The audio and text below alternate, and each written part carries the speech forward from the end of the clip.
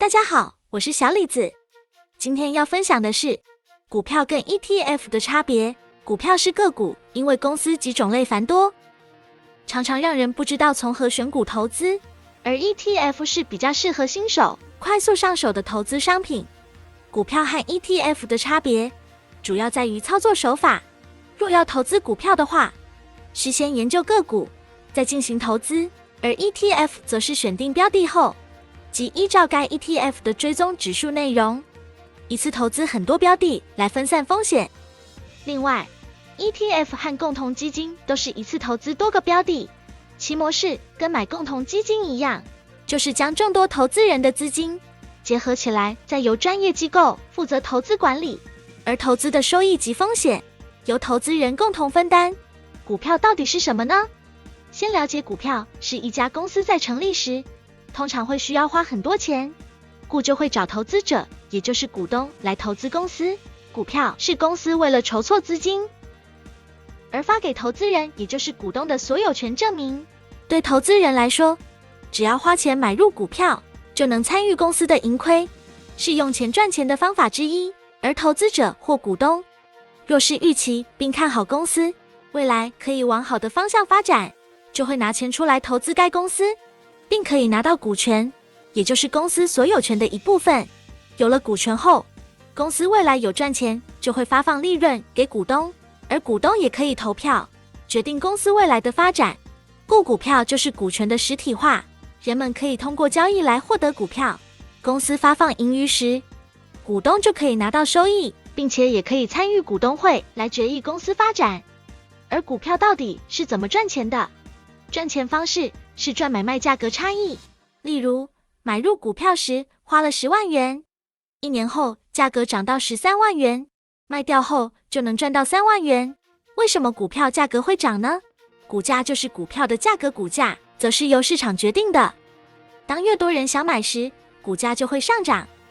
越多人想卖时，股价则会下跌。故当公司赚钱获利了，股票价格可能也会跟着上涨。还有像是投资人看好这只股票，越多人想买却买不到，就会造成价格上涨。这就是回归到经济学的供需法则。另外，像台股有上市跟上柜的股票，都有一天内涨跌幅不能超过昨日收盘价 10% 的限制。例如，若某只股票昨天收盘价100元，则今天价格达到110元，就不会继续涨。买卖价格最高只能到这个价格，即称为涨停，反之则称为跌停。买股票可以领股利，投资人认为领股利、股息也是股票赚钱的方式。股利、股息的意思是部分公司会将获利定期发放给持有股票的人，故若拥有越多股票，则可领到的股息就越多。由于领到股利配息后，持有的股票数量不会减少，感觉很像是额外赚到的收入，而且配息大多是每年或每季发放，因此有的人会把它当作被动收入，就跟银行的活存利息一样。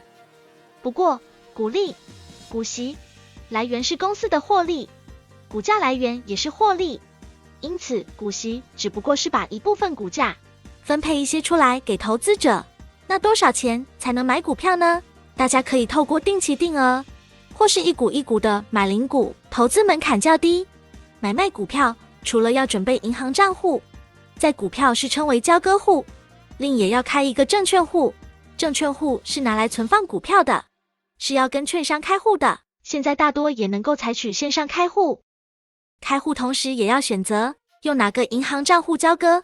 因为部分券商会限制需要配合特定的银行。开户后就能在线上买股票。有了证券户跟交割户后，无论是打电话或用电脑、手机 App， 只要登入你的证券户账号，说明或输入要买的股票代号，就能在线上下单买股票，输入要交易的价格、数量后，就能买卖。特别提醒，若投资人真的买到股票后，虽然是从买的当天开始起算，之后天才扣款，但建议最好在2天内就先将购买的金额及手续费存放到交割户中，因若没钱扣款，即会造成违约交割。因此，在买入前要先衡量自身的财力，因为买股票不是像买卖商品一样，股票是不可以退货的。买股票的标的大致分为个股，又可区分为上市、上柜、新柜3种。建议大家从上市股票开始研究入手会比较安全。很多人会问，应该要买哪只股票？建议可以先了解自己的性格、财力和目标，挑选出适合自己的股票投资标的最重要。总结股票重点： 1. 投资标的是单一公司； 2. 需承受单一公司的风险； 3. 无需管理费。接下来先为大家简单介绍 ETF。ETF 英文为 Exchange Traded Funds， 中文为指数股票型基金，性质介于股票以及基金之间，既像股票一样交易方便，又有基金分散风险的效果。ETF 发行公司的任务是让 ETF 的报酬贴近某指数，让我们投资 ETF 就像是投资该指数一样，可以直接拿到指数的报酬表现。例如代号0050的台湾50，追踪的是台湾50指数，以台股市场市值最大的50家公司所组成，由台湾证券交易所与富时指数有限公司 FTSE 合作编制的指数，它会和台湾50成分股的绩效走势相同。成分股又称指数股，指在股票价格指数计算中所选用的股票，一般会是股票市场中的重要股票，且可反映股票市场的特点或趋势。又例如道富环球投资管理 State Street Global Advisors 简称 CGA 于1993年推出的 SPDR 标准普尔500指数 ETF。SPDR SP500 ETF 代号 SPY 是美国第一个追踪标准普尔500指数 Standard Poor's 500简称 SP500， 观察美国500家大型上市公司的 ETF， 两者涨幅相当同步。为何要投资 ETF？ETF 是近年来流行的投资商品，投资的是追踪指数基金。基金会有很多不同的投资商品，可以先把 ETF 想成类似基金，而投资 ETF 等于一次投资很多档的股票。那为什么要投资 ETF 呢？为何不直接投资基金？早些年流行的投资商品是基金，但基金有各种问题，例如买卖手续费较贵，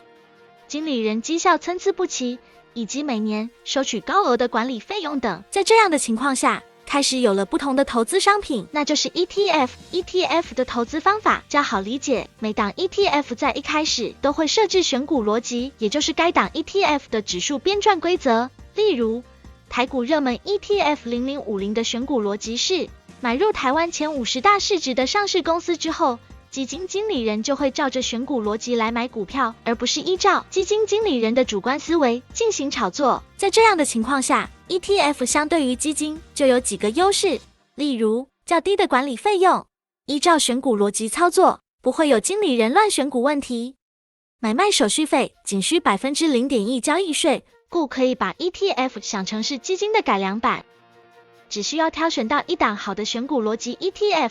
投资大众就可以运用较低的投资费用来增加获利。若以基金和 ETF 长期10年下来的绩效来做一个简单的比较， ETF 的报酬可以赢过 80% 的主动基金，也就是说 ETF 绩效可以说是远超于基金的绩效，且 ETF 收取的管理费更低。投资大众也了解哪个投资商品较好，